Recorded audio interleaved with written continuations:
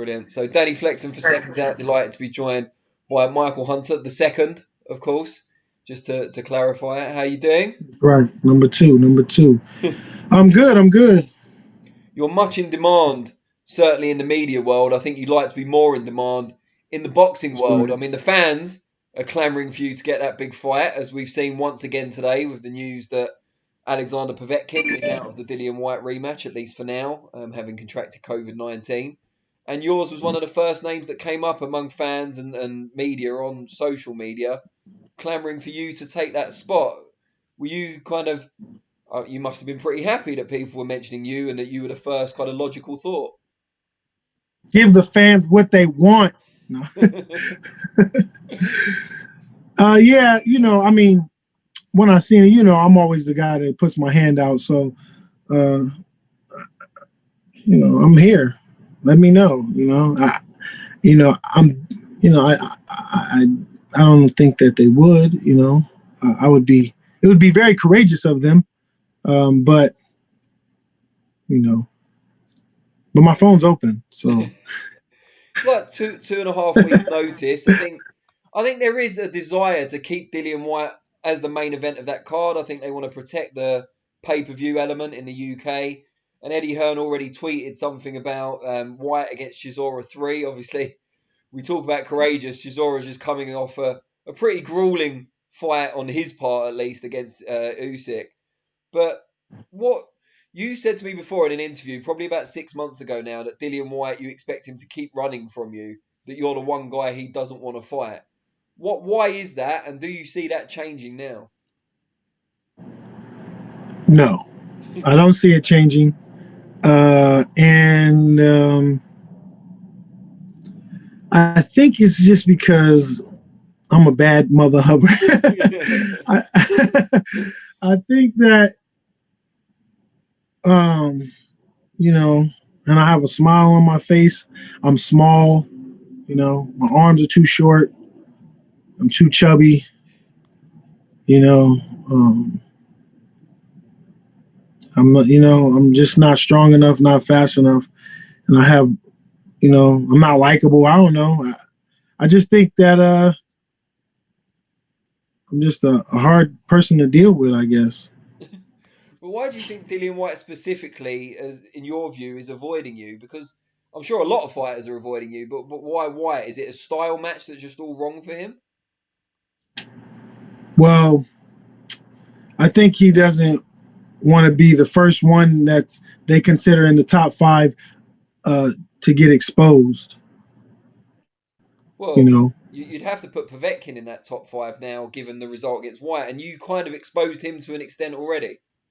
Yeah. Well, I didn't exactly. Well, I didn't put it into him, so I sucks that I feel like Povetkin would have fought me before Dillian Whyte would, so it would have been better if Dillian would have got.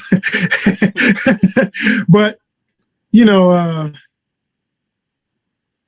I don't know, man. I'm just here, trying to fight. I've got to tell myself now I'm not going to use it would have been better if Dillian Whyte had got COVID as the headline. It's a temptation, I'm not going to lie, but I promise not to. I promise on camera I won't Oh, use it as thank the you, headline. thank you. But I know what you're saying. Oh, I because mean, that is a real good one. yeah, well, I in the like that how nicest you just possible picked way. that up too. Yeah, Yeah. it would have been more convenient, I suppose. Um, I know you did an interview a little bit earlier, and they asked you if Eddie Hearn had been in touch at all yet, and the answer was no. I'm guessing only about another 30 minutes or so has passed, but I'm guessing he hasn't been blowing up your phone just yet. No. No, they get real distant when it comes to their fighters. They start acting like a old girlfriend or something. They start acting real distant and real funny like. But when it's like when it has nothing to do with it, it's all love. They're all love. You know what I'm saying? That's why I totally respect them, Eddie Hearn, and he talks nothing but high of me. So it just gets funny when when it gets personal, with their endeavors. So, but I mean that's understandable. I think Dillian Whyte is certainly a fan of Seconds Out. He follows us on social media. Eddie Hearn, I'm not sure. He has done in the past, certainly. So give them a message. Take this platform now to tell them why you should be the man to step in on November 21st. Well, Eddie, give me a call. We could work this out. I'm fighting on pennies on the dollar, so and we could, continue to, we could continue to work. I know, I'm not trying to mess up the money.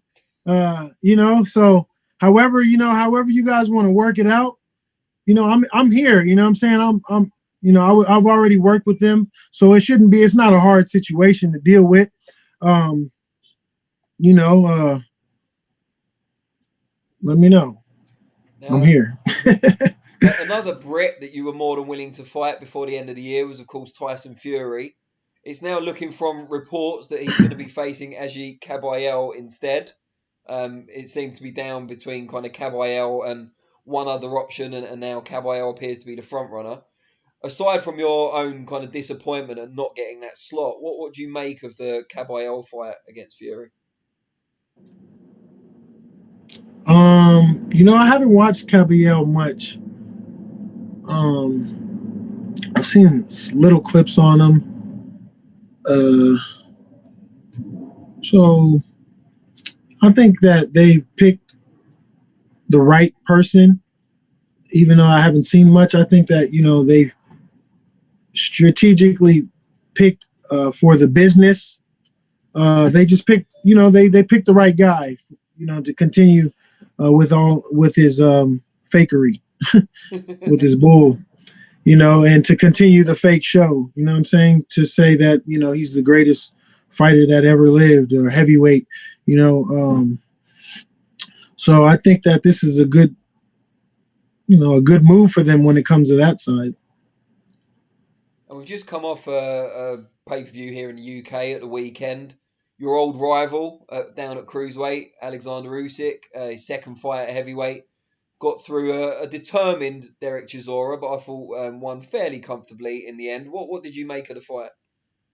I didn't watch the fight. I did, see the results, and kind of predicted, that would come about. Yeah, that's pretty much it. I heard it wasn't. I heard it wasn't really exciting. I think that's where he's going to have the most problems at, is just getting being an exciting fighter, and getting those exciting fights. You know what I'm saying? No, these heavyweights, it's going to be hard to fight. That's why I'm having a hard time. I'm a small heavyweight. But the only difference is I'm stopping them. I'm making sure that they don't come up out of the situation with their brain totally intact when they come. They think about it the next time they step in the ring with me. So I think that I think that is just not to say that I think he's going to be he's very good skill wise, and I think he would give a lot of these guys problems. But to get the fights, to make it, Eddie Hearn right now, they like the exciting fights, which I don't know why they would be ignoring me, but they like to, pick the guys who are going to make the exciting fights and make them happen so they can have a great show. So I just think that, that they should just give me a call. Just give me a call, you guys. If you don't get that call, at least before the end of this year, to come over to the UK, I mean, we'd like you to, but we're not the power brokers, unfortunately. When will we see you back in action? I'm not sure exactly, but very, very soon. And when I come, I'm gonna be very active. I think there is some exciting fights for me. Even I think I could make the fight me and Usyk fight very exciting. But I think there's a lot of other exciting. Yeah, I think there's a lot of other exciting fights for me out there. I think there's a lot of opportunity for him to do some things and try to fill out the heavyweight division. I think he still has to. I think you want to bring the excitement out for me and him to fight. You know what I'm saying? I want people to be excited about it. I don't want to just come back just because so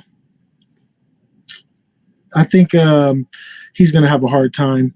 I think I would going to do a lot better when it comes to this heavyweight situation as far as getting these fights, getting excited for the fights. Maybe not getting them. I think I'm still just as much of a problem getting the fights as Usyk will have. But I'll be back. I'm trying to fight in December, but you know how everything is. So I think I'll be fighting definitely 2021, and I'll be pushing to be very active. And whether whoever I'm going to be fighting, I'm going to be showcasing my skills and showing entertainment and getting the fans and everybody excited for whenever that shot does come. I think Usyk, in a way, it was fortunate for him. I mean, not fortunate because he earned it, but it was fortunate for him that he had that cruiserweight title, and when he moved up, he automatically got the mandatory slot for the WBO, because I think that means that they have to accommodate him now in the meantime. Yes. But there's always still ways around it. I don't think that they'll accommodate him, but that doesn't mean they'll have to fight him. So I think that him actually getting the fights are going to be the hardest part. Him being accommodated. I think they like him. I don't think they had no problem accommodating him.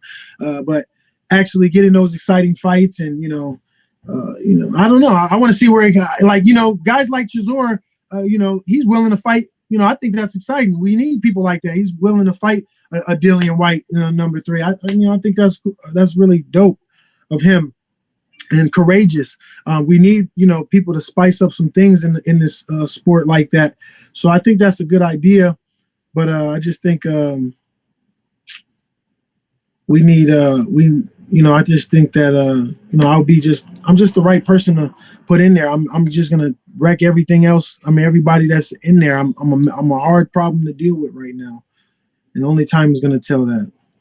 Before I let you go, I have to ask you. You've been offering to fight for free, Dillian Whyte, Tyson Fury. Are you rich? Do you have more money than you know what to do with? I mean, you're offering your skills for free. Financially, now I might not be super rich, but I'm good. But I'm so rich in everything else. You feel me? I am rich, so that's why it's not a problem to me. You know what I'm saying? Like, I'm not stressing. I'm not tripping. I like to fight. You know what I'm saying? I want to test my skills with the best, and that's what the fans say, that these guys are the best. So let's see it. You feel me? Let's see what they're talking about. You know what I'm saying? So I just know that, nobody's going to put that up there. Nobody's going to do what I'm going to do. Nobody can do what I'm doing right now. Nobody can stay this steadfast and this consistent and be this cold, calm, and collected, in dealing with the situations that I've had to deal with. So I just feel like, I'm just letting the people know that, it's not on me. It's not on my side. You know what I'm saying? It has nothing to do with me. I will fight on any given day, on any given time. You know what I'm saying? For any amount of money, obviously. You know what I'm saying? So, I'm putting it on them. The ball's in their court, is what I'm saying. That's all I'm saying. And I dare them. I triple dog dare them to put me to the test, to say, let's get this fight for free. I dare you. That's a message to Eddie Hearn. and Bob Arum, I guess. Bob Arum, Al Heyman, whoever else is out there that, you feel me, they got a fighter that think they better than me. That's a heavyweight. Great stuff. Well, I hope the next time we do one of these interviews, it's either face-to-face or a closer Zoom connection when you're here in the UK. Right. And hopefully that's in 2.5 weeks, but we'll have to wait and see. Yeah, don't hold your breath. No, well, I won't, but we can keep our fingers crossed and we'll see. All right. Thanks. Y'all have a good one. Appreciate it. Yeah.